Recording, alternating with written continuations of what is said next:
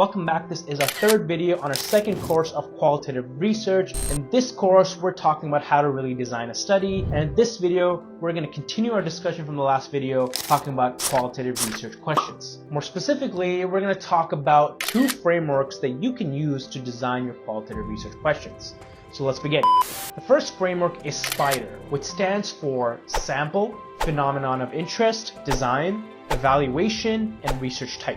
This framework is helpful for qualitative research studies because it really accommodates the iterative and exploratory nature of qualitative research. First is the sample, which represents the study population. So if you're studying the impact of a specific healthcare policy, our sample could be healthcare professionals that are affected by that policy. The second is the phenomenon of interest, which could be an event, an experience, or a concept we aim to understand. So going with the example of a healthcare policy, in this case, the phenomenon of interest could be the experience of healthcare professionals who are implementing the policy. Third is the design, which refers to the qualitative methodology and the data collection and analysis methods you employ, such as grounded theory, interviews, observation, thematic analyses, and so forth. Fourth is evaluation, and this signifies what we're trying to understand about the phenomenon. So with our example of the healthcare policy, we might aim to uncover healthcare professionals' perceptions and interpretations of the policy. Finally, the fifth component is the research type, which indicates the research strategy, whether it's exploratory,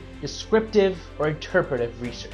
So putting all this together, a SPIDER research question might read as: how do primary healthcare providers experience and perceive the implementation of a new electronic health record system utilizing semi-structured interviews to understand their challenges and adaptations in an exploratory study? Now let's explore the second framework that you can use for qualitative research studies, and that is the SPICE framework. And SPICE stands for Setting, Perspective, Intervention, Comparison, and Evaluation. This is another alternative that is often used in health and social care research, and you may notice that it shares some similarities with the 𝐒𝐄𝐀 framework. So this can be advantageous in multidisciplinary groups where the research team is composed of quantitative and qualitative research. It might be advantageous because a SPICE research question is easier to communicate to quantitative researchers. So let's talk about each component of the SPICE framework in turn.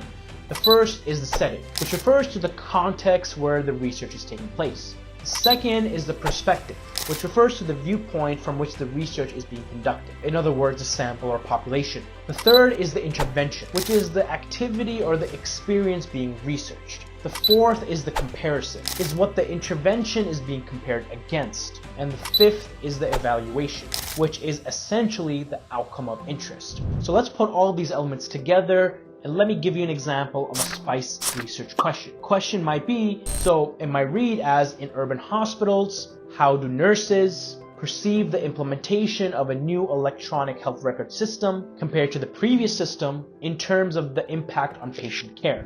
So that's all I have for research questions. Thanks for watching. If you found this video helpful, please do let us know by liking, share, subscribing. Until the next video, take care.